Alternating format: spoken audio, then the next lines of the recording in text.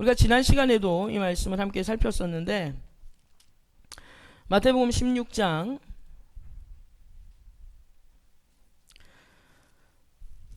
13절부터 신약 성경 27페이지입니다. 마태복음 16장 13절부터 16절 같이 읽습니다. 예수께서 빌립보 가이사랴 지방에 이르러 제자들에게 물어 이르시되 사람들이 인자를 누구라 하느냐? 이르되 더러는 세례요한, 더러는 엘리야, 어떤 이는 예레미야나 선지자 중에 하나라 하나이다. 이르시되 너희는 나를 누구라 하느냐? 시몬 베드로가 대답하여 이르되 주는 그리스도시요 살아계신 하나님의 아들이시니이다. 아멘. 여러분 13절부터 예수님께서 제자들에게 가이사랴 빌립보라는 곳에서 사람들이 나를 누구라 하느냐라고 질문을 하신 후에 주님이 제자들에게 너희는 나를 누구라고 하느냐라고 주님께서 질문을 하시죠. 그때 베드로가 아주 유명한 신앙 고백을 합니다. 주는 그리스도시요 살아계신 하나님의 아들이십니다. 이런 믿음의 고백을 주님 앞에 드리는 겁니다. 여러분 이 고백이 얼마나 중요한지, 이 가이사랴 빌립보라는 곳은요 특히나 이 왕의 신전이 있고, 그리고 이곳은 우상이 들끓는 곳이기 때문에 그러한 곳에서 주님이 신앙의 고백을 받아낸다는 것, 그러한 신앙의 고백을 듣는다라는 것이 너무 귀하기 때문에 우리 주님께서는 베드로의 고백을 들으시고 주님께서 엄청난 복을 빌어주시는 거죠. 자, 17절부터 19절 같이 읽겠습니다. 예수께서 대답하여 이르시되 바요나 시모나 내가 복이 있도다. 이를 내게 알게 한 이는 혈육이 아니요 하늘에 계신 내 아버지시니라. 또 내가 내게 이르노니 너는 베드로라. 내가 이 반석 위에 내 교회를 세우리니 음부의 권세가 이기지 못하리라. 내가 천국 열쇠를 내게 주리니 내가 땅에서 무엇이든지 매면 하늘에서도 매일 것이요 내가 땅에서 무엇이든지 풀면 하늘에서도 풀리리라 하시고. 아멘. 여러분 이 베드로의 고백을 기뻐하셨던 예수님께서 베드로에게 복 주십니다. 그런데 그러한 가운데 그때 주님께서 이 베드로에게 뭐라고 말씀하셨냐면 18절에 너는 베드로라. 내가 이 반석 위에 교회를 세우겠다. 주님께서 이렇게 말씀하시죠. 이때 처음 에클레시아라는 단어, 교회라는 단어가 여기에서 처음 이렇게 사용되어지고 있습니다. 그래서 여러분 교회는 어떤 곳이냐면요, 주님이 베드로에게 뭐라고 말씀하십니까? 너는 베드로라. 내가 이 반석 위에 내 교회를 세운다는 것은요, 바로 이 반석은 다름이 아니라 베드로의 신앙 고백입니다. 주는 그리스도시요 살아계신 하나님의 아들이십니다. 여러분 이러한 신앙 고백 위에 세워지는 것이 교회다라는 것입니다. 여러분 오늘 우리가 이 자리에 함께 모일 수 있는 것은요, 우리 다 각자가 주는 그리스도시요 살아계신 하나님의 아들입니다, 이것을 믿기 때문에 우리가 이 자리에 앉게 되는 줄 믿고, 더 나아가서 그냥 이 자리에 앉아있는 것만이 중요한 게 아니라 우리가 함께 신앙의 공동체를 세워갈 수 있는 것은요, 그 밑바탕이 어디에 있냐면 목사님의 열심이나 아니면 우리가 사람들끼리 잘 지내는 관계의 열심이 아니라 주는 그리스도시요 살아계신 하나님의 아들이다라는 그런 신앙 고백, 여러분이 마음으로 믿고 입으로 시인하는 그 신앙 고백 위에 서야 이 공동체가 흔들리지 않게 되는 줄로 믿습니다. 그래서 저와 여러분들 이 신앙 고백이 너무너무 중요해요. 이 고백, 사도신경, 신앙 고백 이런 것들이 아무것도 아닌 것 같지만 여러분 이 고백에서 흔들려 버리면 이단이 침투할 수 있는 길이 쉽게 열리는 겁니다.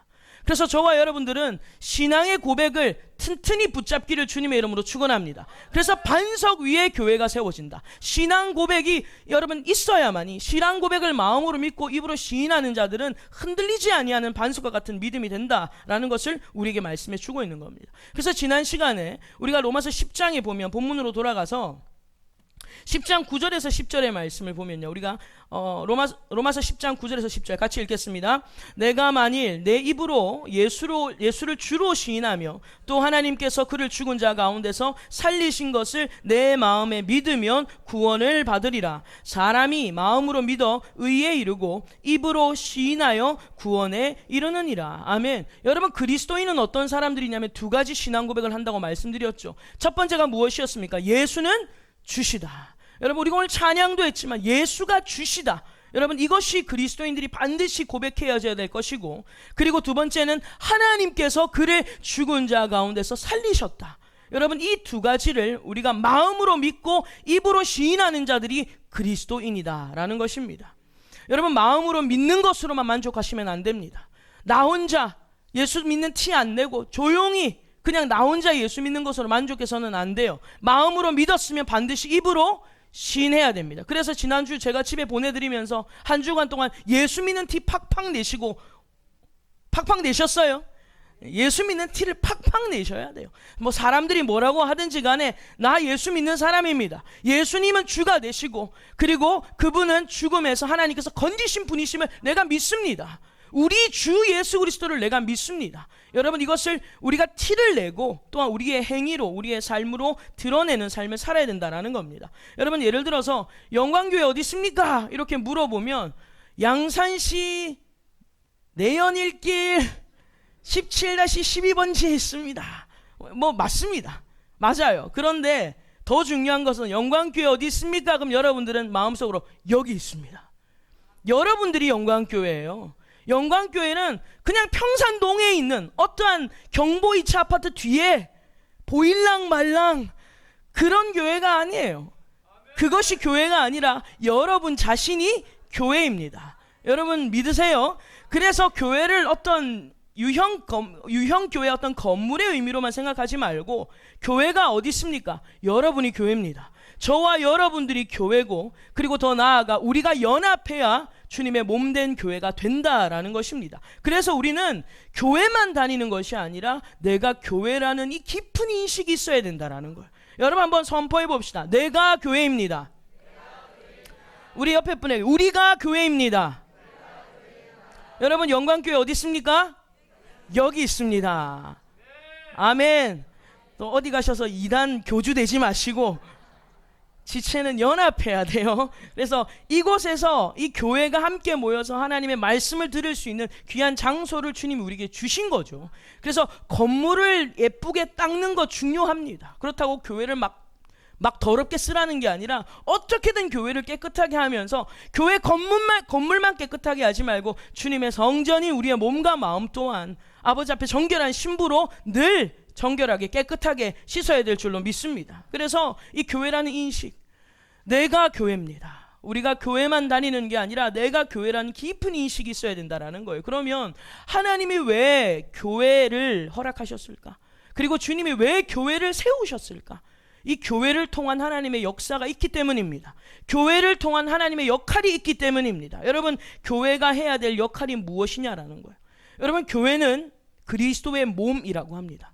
교회는 그리스도의 몸이면 여러분들은 몸만 있어요? 머리도 있어요? 여기 몸만 앉아 계시면 저는 끔찍합니다. 몸만 앉아 계시면 끔찍해요. 머리는 어디 날아간 데 없고, 목사님 오늘 정신이 너무 없어가지고 냉장고에다 머리 놔두고 왔어요. 물론 정신을 두고 오실 수는 있겠지만 여러분, 우리가 몸과 머리가 함께 있는 것이죠. 여러분, 우리가 몸이면 반드시 머리가 있는데 이 머리가 누구냐면 예수님이시라는 거예요. 예수님이 교회의 머리가 되시고 우리는 몸입니다. 그래서 이 몸이 움직일 수 있는 것은 머리가 있기 때문이에요. 아무리 몸이 여러분 8등신이라고 해도 그냥 등신도 아니고 8등신이래요. 몸이 아무리 8등신이어도 머리가 죽으면 아무 소용없는 거예요. 이 머리가 지시를 하기 때문에 몸이 움직일 수 있는 겁니다. 몸이 의미가 있는 거예요. 오늘 그리스도가 예수님께서 교회의 머리가 되시고 우리는 몸입니다. 이 몸이 해야 되는 역할은 간단해요. 머리가 우리에게 말씀하시는 것에 몸은 뭐 하는 것밖에 없어요? 순종하는 것밖에 없어요. 교회는 머리 되시는 예수님의 말씀에 순종하기 위하여 주님이 세우셨다라는 것입니다. 그래서 여러분, 예수님께서 교회의 머리가 되셨는데 예수님께서는요 그냥 머리가 되신 게 아니에요. 그냥 머리가 되신 게 아닙니다. 예수님께서 머리가 되신 방법이 있어요. 우리가 지난 시간에도 함께 말씀을 보았는데 빌립보서 2장의 말씀을 찾겠습니다. 우리가 잘 아는 말씀이지만 여러분, 예수님께서 이렇게 머리가 되신 과정을 한번 보십시오. 빌립보서 2장 320페이지 신약 성경 빌립보서 2장 5절부터 11절까지 읽으면서 예수님이 어떻게 머리가 되셨는가를 보십시오. 같이 읽겠습니다. 너희 안에 이 마음을 품으라. 곧 그리스도 예수의 마음이니 그는 근본 하나님의 본체시나 하나님과 동등됨을 취할 것으로 여기지 아니하시고 오히려 자기를 비워 종의 형체를 가지사 사람들과 같이 되셨고 사람의 모양으로 나타나사 자기를 낮추시고 죽기까지 복종하셨으니 곧 십자가에 죽으심이라. 이러므로 하나님이 그를 지극히 높여 모든 이름 위에 뛰어난 이름을 주사 하늘에 있는 자들과 땅에 있는 자들과 땅 아래에 있는 자들로 모든 무릎을 예수의 이름에 꿇게 하시고 모든 입으로 예수 그리스도를 주라 하시나요 하나님 아버지께 영광을 돌리게 하셨느니라. 아멘. 여러분, 예수님은 어떤 분이냐면 하나님과 같은 분이에요. 그러나 하나님께서는 당신이 그런 권리를 누릴 수 있음에도 불구하고 예수님은 자기를 비워서 이 땅에 사람의 모양으로 오셨어요. 그리고 자기를 죽기까지 낮추시고 복종하시면서 십자가에 죽으셨다. 여러분, 이것이 머리가 되는 성경적 비밀인 줄로 믿습니다. 우리는 어디 가서 머리라고 내가 대접만 받으려고 하는 거예요. 근데 성경은 그렇지 않아요. 너희가 머리가 되려거든 먼저 뭐 하는 자가 되어야 된다? 섬기는 자가 되어야 된다. 먼저 너희가 섬기고 다른 사람들의 받침이 되어줄 때에 진정한 그것이 머리다 라는 것을 우리 가운데 말씀해 주고 있는 것입니다. 여러분, 어디 가서 권위만 내세우려고 하지 마세요. 내가 이 집의 아빠다, 내가 이 집의 가장이다, 여러분 이런 것들로 권위만 내세우려고 하면 오히려 권위를 잃어버리게 됩니다. 그런데 내가 이 집의 가장으로서, 내가 이 집을 이끌어가는 사람으로서 가족을 섬기고 헌신할 때에 여러분 그 권위는 따라오게 되어 있는 거예요. 권위주의에 넘어가지 마시고 하나님이 세워주시는 권위가 여러분의 가정에 세워지기를 주님의 이름으로 축원합니다.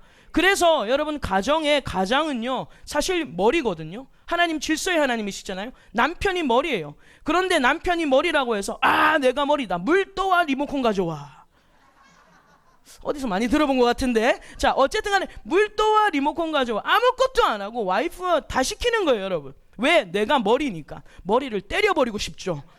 여러분, 그렇게 머리가 되는 게 아니에요. 굴림에서 큰 소리 쳐서 파워 있게, 이게 권위가 아닙니다. 그건 권위주의에 빠진 거예요. 오늘 저와 여러분들, 내가 왕이 되고 싶으면요 간단해요. 와이프를 왕비로 만들어주면 됩니다. 그러면 저절로 내가 왕이 되는 거예요. 아내도 마찬가지잖아요. 여러분, 남편을 왕으로 만들어주면 왕비가 되는 거예요. 남편을 거지로 만드니까 자기도 거지처럼 사는 거예요. 이게 성경의 비밀이에요. 그래서 마태복음 7장 12절에 보면 누구든지 남에게 대접받고자 하는 대로 너희가 남을 대접하라. 이것이 성경이라는 거예요. 이게 율법이요 선지자다. 하나님의 말씀은요 너희가 남에게 대접받고자 하는 대로 먼저 대접하라는 거예요. 그러면 너희에게 그 은혜가 임할 것이다 라는 것을 우리에게 말씀하고 있는 것입니다. 예수님은요 이 땅에 내가 하나님이다 라고 우리에게 군림하려고, 우리에게 겁주려고 오신 게 아니라 예수님은요 죽기까지 복종하기 위하여 사람의 모양으로 오셨다는 거예요. 말만 그렇게 하신 게 아니라 실질적으로 죽으셨습니다. 십자가에 죽으셨는데 어떤 일이 일어났어요? 죽으면 사는 역사가 일어납니다. 그래서 예수님께서 죽으셨는데 하나님께서 예수님을 끌어올리시는 거예요. 어디로? 머리로 끌어올려서 모든 만물이 예수님을 바라보게 만들고 예수님을 주다 라고 고백하게 만드는, 여러분 이것이 예수님이 머리가 된 과정이다라는 것입니다. 그리고 그 예수님께서 죽으시고 부활하시고 승천하시면서 제자들에게, 교회에게 주신 사명이 뭡니까? 바로 마태복음 28장 18절에서 20절이었다라는 것이죠. 말씀을 찾아서 읽겠습니다. 마태복음 28장 18절에서 20절의 말씀, 52페이지 신약 성경. 자, 예수님께서 승천하시면서 우리에게 주신 지상태 명령입니다. 같이 읽겠습니다. 예수께서 나와 말씀하여 이르시되 하늘과 땅의 모든 권세를 내게 주셨으니 그러므로 너희는 가서 모든 민족을 제자로 삼아 아버지와 아들과 성령의 이름으로 세례를 베풀고 내가 너희에게 분부한 모든 것을 가르쳐 지키게 하라. 볼지어다 내가 세상 끝날까지 너희와 항상 함께 있으리라 하시니라. 아멘. 이것이 예수님께서 교회에게 주신 사명이다라는 거예요. 여러분, 예수님은 십자가에서 죽으시고 그리고 하나님께서 그를 죽은 자 가운데서 살리실 때 그냥 살린 게 아니라 주님은 뭘 주셨냐면요, 하늘과 땅의 권세를 부어주셨어요. 예수님께 하늘과 땅의 모든 권세를 예수님께 주셨습니다. 그 예수님이 그 권세를 가지고 우리에게 말씀하시는 거예요. 19절 20절에 보면 너희는 가서 모든 족속으로 제자를 삼아라. 아버지와 아들과 성령의 이름으로 세례를 줘라. 내가 너희에게 분부한 모든 것을 가르쳐 지키게 해라. 여러분, 이것이 교회가 세워진 목적이요 교회의 역할이라는 것을 우리에게 말씀하는 겁니다. 여러분, 이 말씀을 보면 거봐라 전도하라고 했잖아, 그 의미만 담아 있는 게 아니에요. 그냥 무조건 전도하라고만 얘기하는 것이 아니라 여러분, 이 말씀 안에는 어떤 의미가 있냐면 구원이라는 것이 유대인에게만 국한된 게 아니다 이 말이에요.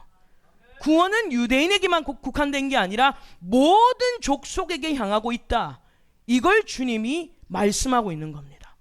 너희는 가서, 너희는 1차적으로 누굽니까? 유대인들이거든요. 너희는 가서 모든 족속으로, 그 모든 족속 안에는 이방인도 포함이 됐다라는 거예요. 모든 족속으로 제자를 삼아라 라고 우리에게 말씀을 하시는 거죠. 자, 오늘 본문으로 다시 돌아갑니다. 로마서 10장 11절에서 13절의 말씀을 보겠습니다. 자, 여러분 11절에서 13절을 읽는 가운데 반복되는 단어를 한번 찾아보십시오. 같이 읽겠습니다. 성경에 이르되 누구든지 그를 믿는 자는 부끄러움을 당하지 아니하리라 하니 유대인이나 헬라인이나 차별이 없음이라 한 분이신 주께서 모든 사람의 주가 되사 그를 부르는 모든 사람에게 부요하시도다. 누구든지 주의 이름을 부르는 자는 구원을 받으리라. 아멘. 여러분, 눈치를 채셨어요? 반복되는 단어가 하나 보이죠? 무엇입니까? 누구든지라는 거예요. 누구든지. 이 누구든지라는 단어가 반복됩니다. 다시 말하면 바울은 지금 유대인들에게 로마서 10장, 9장, 10장에서 지금 계속해서 유대인들을 향해서 뭐라고 얘기하냐면 행위로 구원을 얻으려고 하는 유대인들에게 이렇게 얘기하는 겁니다. 아니다. 구원은 행위로 얻을 수 있는 것이 아니라 누구든지 얻을 수 있는 것이다. 유대인들은 자기들이 유대인이라는 우월주의에 빠져서 행위를 드러내려고 하고 의를 드러내려고 하고 열심을 드러내려고 하고 율법이 있다, 우리는 할례 받았다, 이런 것들을 드러내요. 그런데 바울이 얘기하는 게 뭐예요? 누구든지 강조하는 이유가 아니라는 거예요. 지금 유대인들을 향하여 부정적으로 얘기하는 겁니다. 아니다. 구원은 유대인들에게 국한된 게 아니라 누구든지 받을 수 있는 것이다 라는 것을 얘기하는 거예요. 그래서 여러분, 이 구원이라는 것은요 모든 족속에게, 다시 말하면 누구든지 얻을 수 있다라는 것은 결국 무슨 말입니까? 이 구원이라는 것은 우리 편에서의 노력이 아니다. 우리 편에서는 아무 조건 없이 전적으로 하나님이 베푸신 것이다. 이걸 우리가 다시 확인할 수 있는 거예요. 만약에 유대인만 받을 수 있다 그러면 유대인들이 한 노력들이 인정이 되겠죠. 그런데 구원은 누구든지 모든 족속에게 향하는 것이라는 것은, 구원은 우리의 노력이 아니라 하나님께서 하신, 하나님이 베푸신 은혜다. 이것을 우리가 다시 확인할 수 있는 겁니다. 여러분, 구원이라는 것이 모든 족속에게 허락되었는데요, 이것을 확인할 수 있는 또 하나 사건이 있습니다. 그것이 무엇인가 하면, 여러분, 우리가 먼저 한 가지 생각할 것이, 예수님께서 부활하셔서 승천하시고 우리에게 약속하시죠. 뭘 약속하냐면 내가 누구를 보내겠다, 내가 성령 보내겠다 주님이 약속하셨거든요. 이 사건을 통해서 구원이 모든 민족에게 임한다라는 것을 발견할 수 있습니다. 먼저 생각할 것은, 여러분, 예수님이 이 땅에 계시는 동안에 거의 유대인들과 시간을 함께 보내셨죠. 그렇죠. 그렇다고 해서 예수님이 이방인들을 배척하셨는가 하면 그렇지는 않습니다. 왜냐하면 성경에 보면 예수님으로부터 은혜를 받은 자들 중에 어떤 자들이 있냐면 수로보니게 여인, 아시죠? 개 취급받았던 수로보니게 여인, 그 다음에 사마리아 여인, 그리고 여러분 이방인 중에 문둥병자, 이런 사람들 이방인들입니다. 예수님은 유대인들과 많은 시간들을 보내셨지만, 그러나 주님은 이방인들을 배척하지 않으셨고 그들에게도 은혜를 베푸셨던 예수님의 행적을 볼 수 있죠. 여러분, 이처럼 예수님도 이 땅에 계시는 동안 구원이 유대인들의 독점이 아니라 누구에게든지 허락되었다라는 것을 보여주셨어요. 그리고 예수님은 죽으시고 부활하셨습니다. 그리고 승천하시면서 주님께서 내가 성령 보낼게, 내가 너에게 성령을 보낼 거야, 주님이 약속하셨어요. 근데 예수님께서 성령을 보내시는 이유가 뭔지 아십니까? 예수님이 성령을 보내시는 이유는 우리가 잘 아는 말씀이에요. 사도행전 1장 8절에 보면 오직 성령이 너희에게 임하시면 너희가 권능을 받고 예루살렘과 온 유대와 사마리아와 땅끝까지 이르러 내 증인이 되리라. 이것 때문에 성령 보내시는 건데, 결국 이 말씀이 마태복음 28장이랑 같은 말씀이에요. 오직 성령이 너희에게 임하시면 너희가 권능을 받고 예루살렘과 온 유대와 사마리아와 땅끝까지 내 증인이 되리라. 그 말이 무슨 말입니까? 너희는 가서 모든 족속으로 제자를 삼아서 아버지와 아들과 성령의 이름으로 세례를 주고 내가 너희들에게 분부한 모든 것을 가르쳐 지키게 하라. 결국 같은 말이에요. 결국 예수님께서 성령을 보내시는 이유는요, 다른 게 아닙니다. 구원이라는 것은 유대인뿐만 아니라 모든 민족을 향해서 외치는 것인데, 뭘 외치냐면 너희는 너희 스스로 구원받을 수 없다, 이거예요. 너희는 너희 스스로 구원받을 수 없다. 성령을 보낸 목적이 여기에 있는 겁니다. 여러분, 우리는 성령을 받는다, 성령 충만이다, 그러면 마치 이렇게 생각해요. 뽀빠이가 시금치 먹는 것처럼. 뽀빠이가 시금치 먹으면 어떻게 돼요? 빡! 알통이 막 생기고 갑자기 힘이 막 좋아지면서, 그 여자가 올리브인가요? 여자 그 친구 여자와 함께 이렇게 배를 타고 다니면서, 우리는 성령 충만을 그렇게 생각해요. 성령 충만 받으면 갑자기 막 알통이 생기고 영적인 파워가 생기고, 이런 쪽으로 너무 생각합니다. 여러분, 성령 충만은요, 시금치 먹고 삼손이 되는 과정이 아닙니다. 성령이 왜 오셔야 되는가 하면, 여러분, 예수님은 육신을 입고 이 땅에 계셨어요. 육신을 입고 계셨기 때문에 예수님은 육신의 공간적 제한이 있는 겁니다. 아무리 예수님이 저 멀리 있는 영혼들을 불쌍히 여겨도 마음은 갈 수 있어도 몸은 갈 수 없어요. 저도 육신을 입고, 우리 다 육신이 있잖아요. 그래서 이번에 어저께 지금 일본이 난리가 났잖아요, 여러분. 이 태풍이 엄청 몰려왔는데 막 사람들은 일본 뭐 꽃이니 어쩌니 막 그런 얘기를 해요. 저는 막 화가 나더라고요. 왜냐하면 일본에 저희 청년부에서 선교하는 선교지가 있거든요. 거기 걱정이 너무 되는 거예요. 선교사님한테 막 연락을 드렸더니 안 그래도 교회 비가 새고 막 난리가 초토화가 났더라고요. 너무너무 마음이 아팠습니다. 여러분, 그런데 마음은 아프지만, 마음은 달려가고 싶은데 몸이 갈 수가 없는 거예요. 무거워서 못 가는 것도 있지만 그것만 끝이 아닙니다. 마음은 거기에 가고 싶은데 여기서 제한적이기 때문에 저는 여기서 해야 될 일이 있는 거예요. 마음은 가고 싶어도 몸이 갈 수 없는 거예요. 육신이 있다라는 것은 우리에게 제한이 있다라는 것을 말해주고 있는 겁니다. 그런데 이 예수님께서는 이 땅에 계시는 동안 육신이 있기 때문에 공간적 제한이 있는 거예요. 시공간적 제한이. 그래서 예수님께서 내가 성령을 보내줄게 라고 말씀하시는 것은, 성령님이 오셔야 모든 민족에게 동시다발적으로 모든 민족에게 시공간을 초월해서 구원을 주실 수 있기 때문이에요. 그래서 성령님을 보내주는 겁니다. 그래서 결국 모든 민족에게 뭘 말하려고 하냐면, 유대인이나 헬라인이나 할 것 없이 우리는 아무도 우리 스스로를 구원할 수 없다. 오직 성령이 아니고는 아무도 예수를 주라고 하실 수 없다. 이것을 알려주시는 거예요. 이것을 알려주시는 겁니다. 그래서 여러분, 성령을 충만히 받아야 되는데, 성령을 충만히 받는다는 것은 어떤 의미냐면 결국 내 힘으로 하려는 것을 완전히 부인한다라는 뜻이에요. 성령 충만은 힘 빡 받아서 시금치 먹고 뽀빠이 돼서 뭐 한번 해보겠다가 아니라, 성령을 충만히 받는다는 것은 그만큼 내 힘이 없어지는 겁니다. 내 힘이 완전히 부인되는 것을 말하는 것이지, 내가 어떤 특별한 능력을 받아서 이 사람은 슈퍼맨이 되고 이 사람은 스파이더맨이 되고 저 사람은 헐크가 돼서 교회가 무슨 어벤져스가 된다는 것으로 착각하면 안 돼요. 교회를 무슨 어벤져스처럼 생각하면 안 됩니다. 성령이 충만한 사람은, 다시 말하면 결국 자기를 완전히 부인한 사람이에요. 자기를 완전히 부인한 사람은 성령 충만한 사람입니다.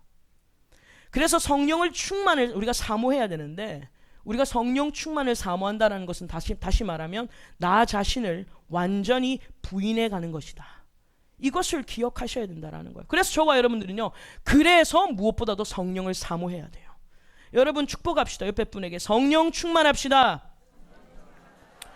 여러분, 성령, 다시 한번 다른 분에게 성령 충만합시다. 여러분, 믿으세요? 성령 충만하셔야 돼요. 성령 충만하다라는 것은 이 성령이 우리의 영을 사로잡아야, 오늘 아침에 목사님 말씀하셨던 것처럼 성령이 우리를 사로잡아야 우리의 혼과 육을 이길 수가 있어요. 나를 이길 수가 있는 거예요. 그 말은 성령이 잡혔기 때문에 우리의 육이 완전히 죽어져 간다라는 것입니다. 그래서 여러분, 어쨌든 성령이 임하신 것은 모든 민족에게 임할 구원이 우리의 의나 노력으로 되는 것이 아니라는 것을 확인시키기 위해서 성령을 보내는 겁니다. 그래서 성령을 보내는 두 가지 의미를 아시겠어요? 먼저는 모든 민족에게 구원이 가기 위함이고, 그리고 또 하나는 그들에게 뭘 깨닫게 합니까? 구원은 너희 힘으로 되는 게 아니다 라는 것을 확인시켜 주는 거예요. 그 증거로 사도행전 2장을 찾겠습니다. 사도행전 2장에 보면요, 이 성령이 임한 사건이 나옵니다. 자, 사도행전 2장에 보면 1절에서 4절입니다. 188페이지 신약 성경 사도행전 2장 1절에서 4절 같이 읽겠습니다. 오순절 날이 이미 이름에 그들이 다 같이 한 곳에 모였더니 후련히 하늘로부터 급하고 강한 바람 같은 소리가 있어 그들이 앉은 온 집에 가득하며 마치 불의 혀처럼 갈라지는 것들이 그들에게 보여 각 사람 위에 하나씩 임하여 있더니 그들이 다 성령의 충만함을 받고 성령이 말하게 하심을 따라 다른 언어들로 말하기를 시작하니라. 아멘. 여러분, 성령이 임했을 때, 여기가 마가 다락방인데 성령이 임했을 때 그곳에 모인 자들이 다 성령의 충만함을 받고 어떤 일이 일어났냐면 성령이 말하게 하심을 따라 다른 언어들로 말하기를 시작했다라는 거예요. 여러분, 우리는 이 구절 보면서 그거 봐라, 하나님 슈퍼맨 만들어주신 거 맞네, 하나님이 스파이더 만들어주신 거 맞네, 이렇게 생각하기 쉬워요. 물론 이들은 방언이라는 것을 합니다. 그런데 이 방언이라는 것을 뭐라고 말하고 있냐면 다른 언어, other language라고 얘기합니다. 다른 언어라고 표현을 하고 있습니다. 여러분, 이 다른 언어를 주신 이유가 있어요. 이건 성령이 주신 거예요. 다른 언어를 주신 이유가 뭐냐면 5절부터 13절 읽겠습니다. 5절부터 같이 있습니다.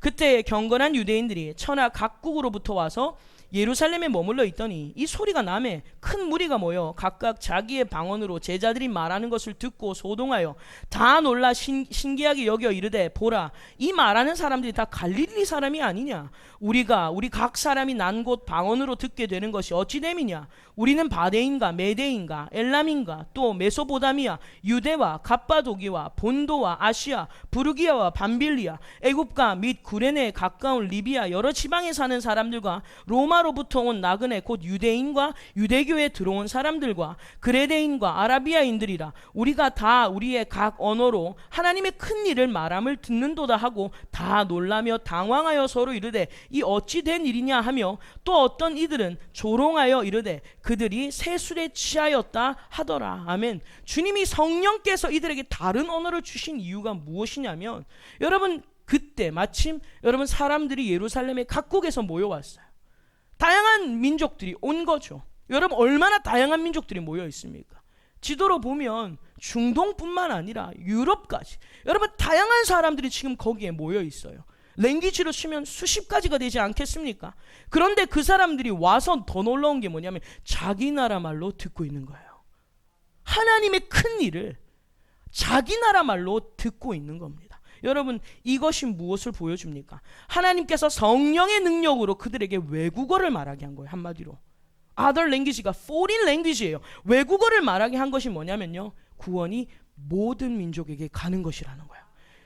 그것을 증거하기 위하여 다른 언어를 주신 겁니다.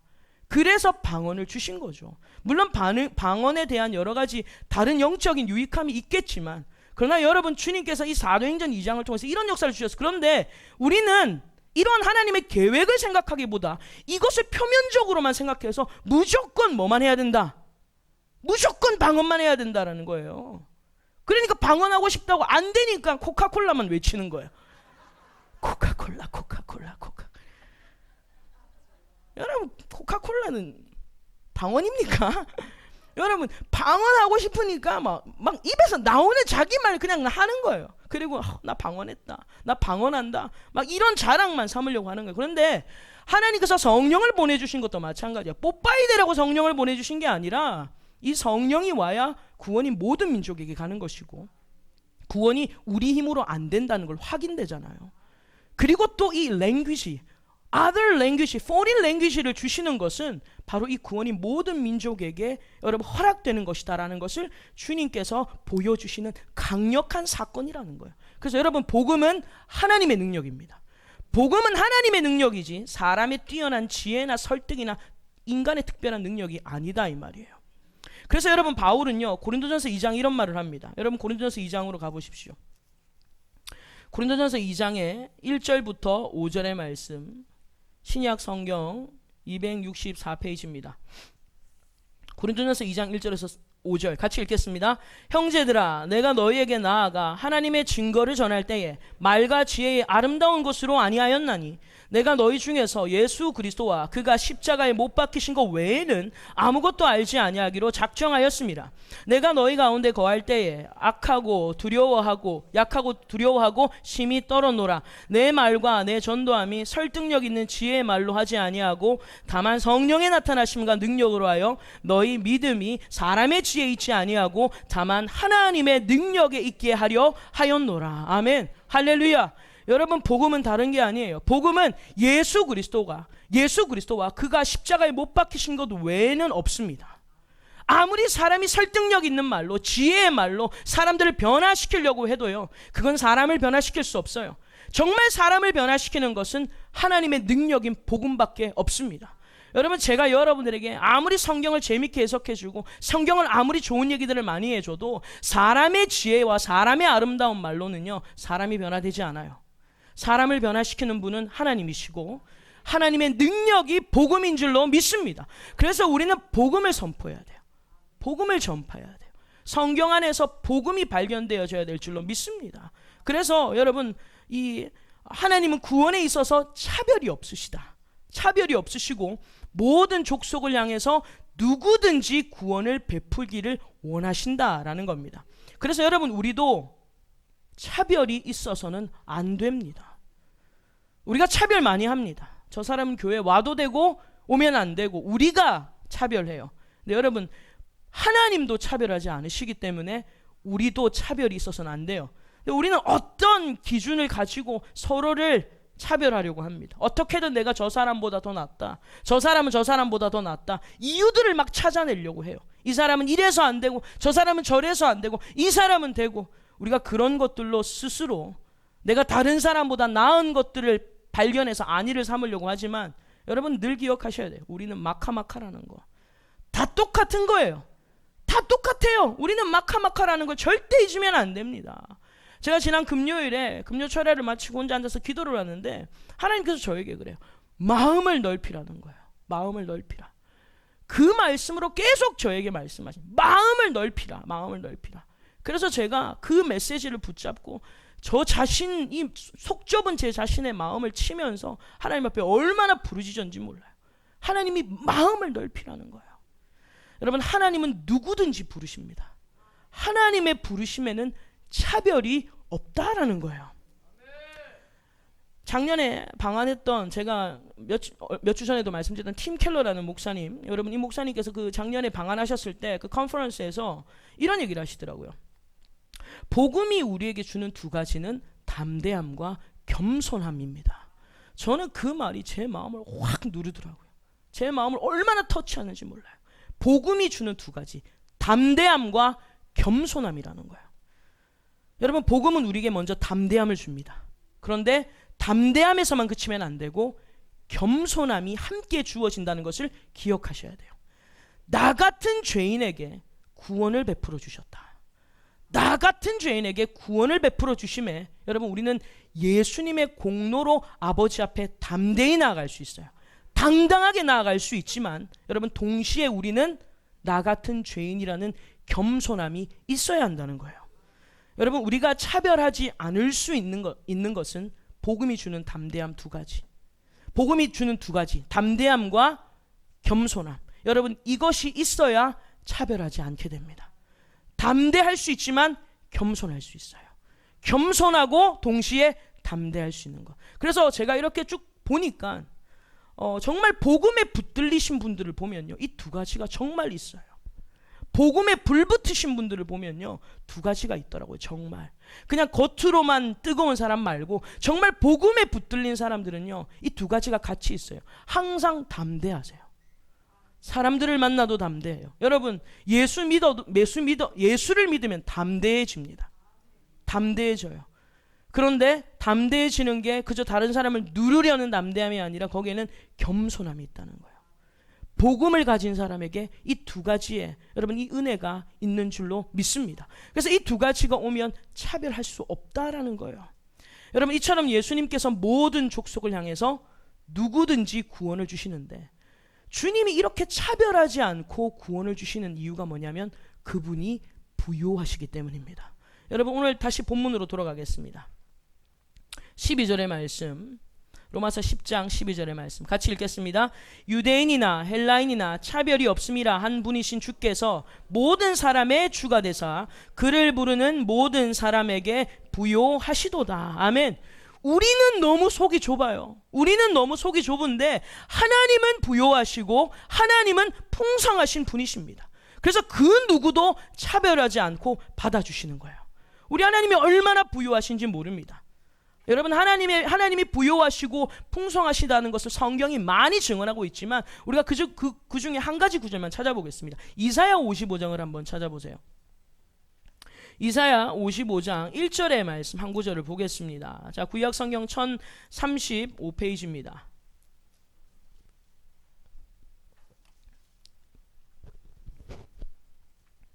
1035페이지 이사야 55장 1절 하나님의 부요하심을 이렇게 얘기하고 있습니다. 같이 읽겠습니다. 오라 너희 모든 목마른 자들아 물로 나오라. 돈 없는 자도 오라. 너희는 와서 사 먹되 돈 없이 값 없이 와서 포도주와 젖을 사라. 아멘. 주님께서 어떤 특정한 사람에게 얘기하는 것이 아니라 모든 목마른 자들을 초청하십니다. 초청하시는데 뭐라고 초청하시냐면 목마른 자들아 돈 없이 값 없이 와서 포도주와 젖을 사라는 거예요. 한마디로 말해서 그냥 가져가라는 거예요. 돈 없어도 값 없어도 오라는 거예요. 와서 가져가라는 겁니다. 여러분, 장사하는 분들 중에 인심 좋으신 분들 있죠. 그런 분들 콩나물 1,000원만 주세요. 그러면 꼭 한 줌 더 넣어주세요. 참 감사한 분들이 있습니다. 정말 남는 것 없이 퍼주시는 분들이 있어요. 그런데 여러분, 우리나라 3대 거짓말이 뭡니까? 첫 번째, 어르신들이 늙으면 죽어야지. 두 번째, 노처녀가 나 시집 안 가요. 저는 지금 거짓말하고 있는 거예요. 그죠? 마지막으로 장사하는 사람들 안 남는 장사예요. 이거 미치는 장사예요. 이 우리나라 3대 거짓말이랍니다. 여러분, 그런데 예수님은 정말 우리에게 미치는 장사를 하고 계시는 거예요. 우리에게 거짓말을 하시는 게 아니라 미친 장사를 하고 계시는 거예요. 남지 않는 장사를 하고 계시는 겁니다. 왜냐하면 그분은 우리의 코 묻은 돈으로 이 돈 뜯어다가 이윤을 남기려고 하는 게 아니라 그분은 부요하시기 때문이에요. 그래서 모든 사람에게 값없이 와라. 돈 없이 와라. 누구든지 와서 가져가라고 낭비하시는 겁니다. 하나님의 사랑은 낭비하시는 사랑이에요. 다른 사람 볼 것도 없고 나를 보면 되잖아요. 하나님의 사랑이 우리에게 얼마나 낭비되고 있는지 몰라요. 왜냐하면 하나님은 풍성하신 분이기 때문입니다. 그래서 여러분, 우리가 즐겨 부르는 찬송가 197장 1절 가사가 이렇게 됩니다. 은혜가 풍성한 하나님은 믿는 자 한 사람 한 사람 어제도 오늘도 언제든지 변찮고 보호해 주시네. 이 찬양을 어저께 혼자서 이렇게 가사를 묵상하는 가운데 얼마나 코끝이 찡한지 몰라요. 가사가 하나님이 얼마나 풍성하신지 보십시오. 은혜가 풍성한 하나님이 못 와가지고 그냥 뭉태기로 얘따 먹으라가 아니라 믿는 자 한 사람 한 사람에게 한 사람 한 사람에게 은혜를 부어주시고 각 형편에 맞게 필요한 은혜를 채워주실 뿐만 아니라 그리고 여러분, 주님께서는 어제도 오늘도 언제든지 변찮고 보호해 주신다. 여러분, 이것을 한번 나에게 대입해 보세요. 나는 이렇게 할 수 있을까? 여러분, 물론 설교하는 거 참 쉽지 않거든요. 이렇게 대그룹을 앉혀놓고 설교하는 것도 참 쉽지 않아요. 그런데 대그룹도 힘들지만 더 힘든 게 뭐냐면 1대1 상담을 하거나 소그룹이 사실 더 진액이 많이 빠져요. 왜냐하면 그들의 얘기를 하나하나 다 들어줘야 되거든요. 이게 에너지가 보통 빠지는 게 아닙니다. 그래서 제가 일주일 내내 제자 훈련을 하는데 정말 진액이 빠져요. 일주일 제자 훈련을 하고 나면.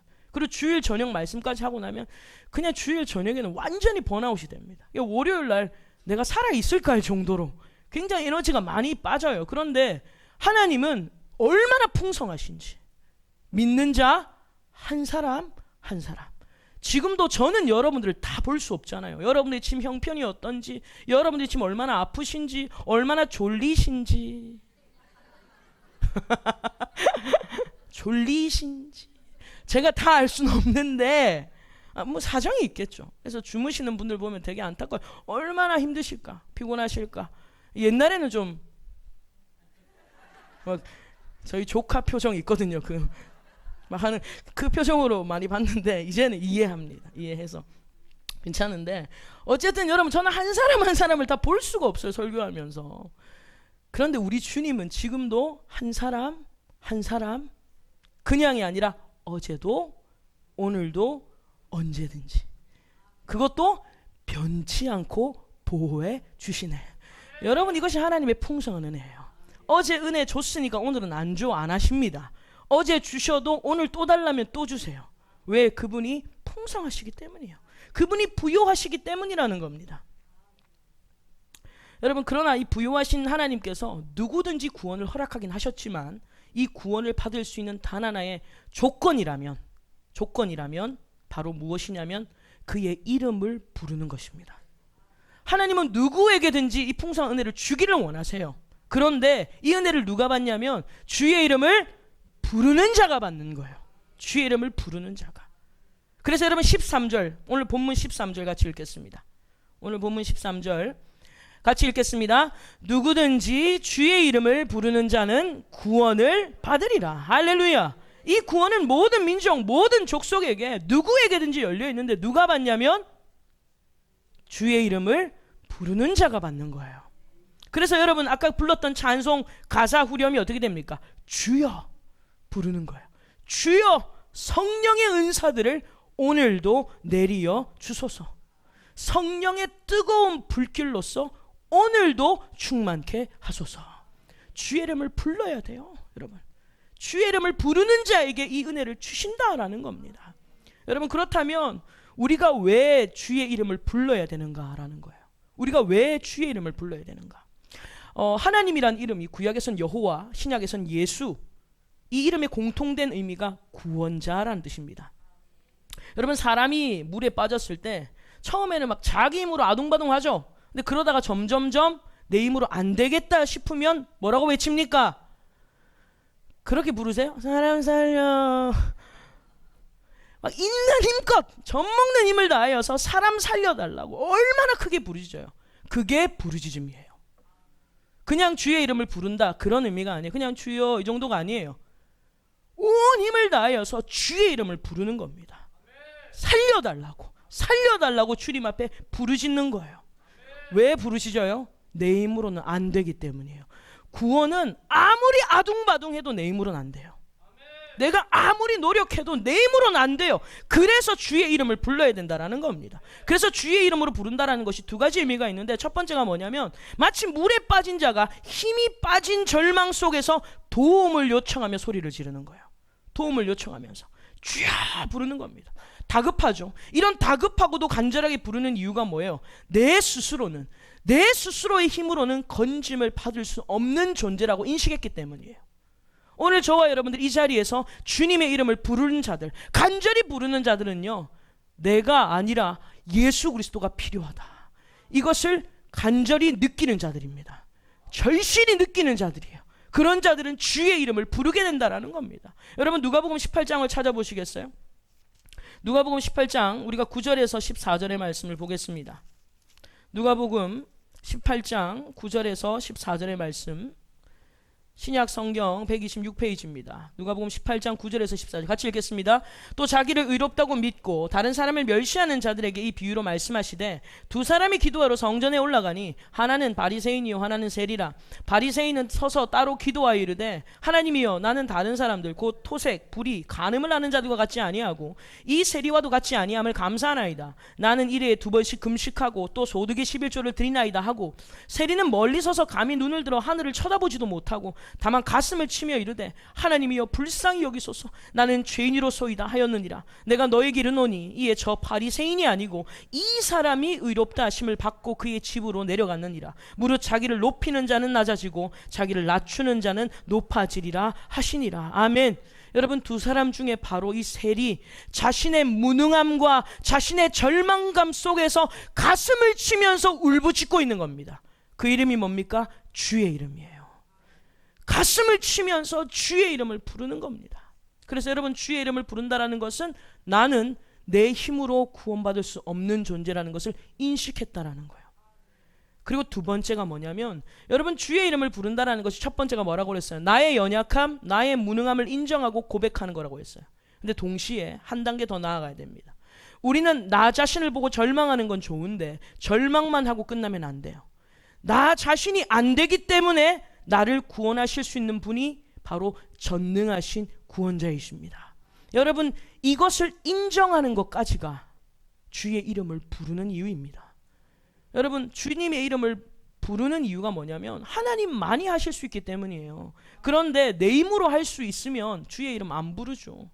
그리고 내 힘으로 감당되면 기도할 이유를 못 느낍니다. 그런데 내 힘으로 하다가 결국에는 우리는 항상 절망이 와요. 실망이 와요. 나락으로 떨어져요.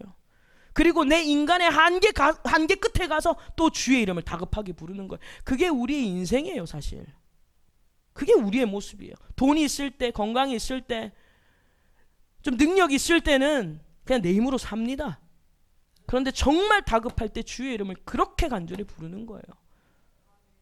근데 여러분, 그렇게라도 부르면 다행이죠. 그렇게라도 부르면 다행입니다. 그렇게라도 안 부르고 고집 피우다가 멸망하는 꼴 보는 것보다 그렇게라도 부르면 다행이에요. 그러나 여러분, 주의 이름을 부르는 자는 하나님께서 구원하신다. 주의 이름을 불러야 우리의 인생의 주인이 주님이 되시는 줄로 믿습니다. 그래서 여러분, 우리는 우리의 무능함, 이것을 인정만 하지 말고요, 나의 무능함만 인정하지 말고 나아가서 우리를 구원하시는 하나님이 전능하시다라는 걸 인정하는 데까지 나아가야 됩니다. 그래서 여러분, 사도행전 3장을 보십시오. 이 두 가지를 정말 절묘하게 잘 사용하고 있는 한 사람이 있습니다. 사도행전 3장에 보면 사도행전 3장 1절부터 6절까지 같이 읽겠습니다. 190페이지 같이 읽겠습니다. 제9시기도 시간에 베드로와 요한이 성전에 올라갈새 나면서 못 걷게 된 이를 사람들이 메고 오니 이는 성전에 들어가는 사람들에게 구걸하기 위하여 날마다 미문이라는 성전 문에 두는 자라. 그가 베드로와 요한이 성전에 들어가려 함을 보고 구걸하거늘 베드로가 요한과 더불어 주목하여 이르되 우리를 보라 하니 그가 그들에게서 무엇을 얻을까요 바라보거늘 베드로가 이르되 은과 금은 내게 없거니와 내게 있는 이것을 내게 주노니 나사렛 예수 그리스도 이름으로 일어나 걸으라 하고. 아멘. 여러분 보십시오. 이 베드로는요, 자신의 무능함을 알죠. 내게는 은과 금이 없다. 한마디로 나는 너희를 고칠 능력이 없다, 이 말이에요. 내게는 은과 금은 없지만 동시에 뭘 붙듭니까? 나사렛 예수 그리스도의 이름으로 일어나 걸으라는 거예요. 나의 무능함을 인정함과 동시에 우리는 예수님의 이름을 붙잡아야 돼요. 그의 이름을 붙잡아야 돼요. 내게는 은과 금이 없지만 나사렛 예수 그리스도 이름으로 일어나 걸으라는 거예요. 여러분, 그때 이 사람의 발목에 힘이 들어가기 시작하면서 맨날 성전 문에 앉아서 성전에 들어가지도 못하고 늘 문에만 있는 그 사람, 여러분, 그것이 우리의 모습 아닙니까? 하나님의 성소 안으로, 은혜 안으로 뛰어들어가지 못하고 늘 성전 마당에서만 배회하면서 그러고 아무런 감각 없이 있다가 가는 거예요. 여러분, 왜 그렇습니까? 구걸하는 거예요. 사람들한테 살려달라고, 사람들한테 나 좀 살려달라고 구걸하는 거죠. 그때 베드로가 방향을 전환시켜 주는 거야. 은과 금은 내게 없지만 내게 있는 거 나사렛 예수 그리스도 이름으로 일어나 걸으라. 그때 놀라운 역사가 일어났어요. 그리고 여러분 11절 보세요. 11절부터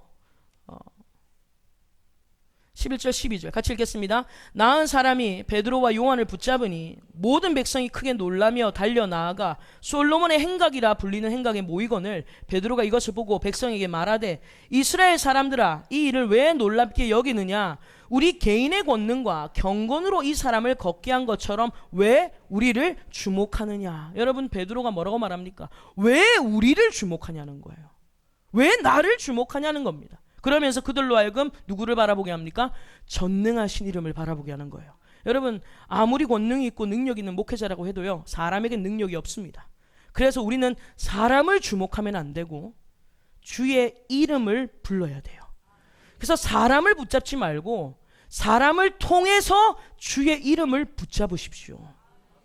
그냥 사람 다 무시하라는 건 아니에요. 여러분들도 제 내려가면 네가 무슨 능력이 그렇게 하라는 게 아니에요. 사람에게 능력이 없다고 핀잔 주라는 게 아니라 사람을 통해서 그리스도를 붙잡아야 된다라는 거예요. 주의 이름을 붙잡아야 돼요. 여러분, 거기에 구원이 있고 거기에 회복이 있고 거기에 치유가 있는 줄로 믿습니다. 오늘 말씀을 정리하면서 여러분, 결국 그리스도인은요, 주의 이름을 부르는 자들입니다. 교회는 주의 이름을 부르는 공동체입니다. 여러분, 그렇기 때문에 차별이 없으신 부요하신 주의 이름을 우리가 날마다 부르고 여러분 그 이름을 붙드는 저와 여러분 되시기를 주님의 이름으로 축원합니다. 우리에게 부요하시고 풍성하신 하나님께 우리 영광과 존귀와 찬양의 큰 박수 올려드리겠습니다. 할렐루야.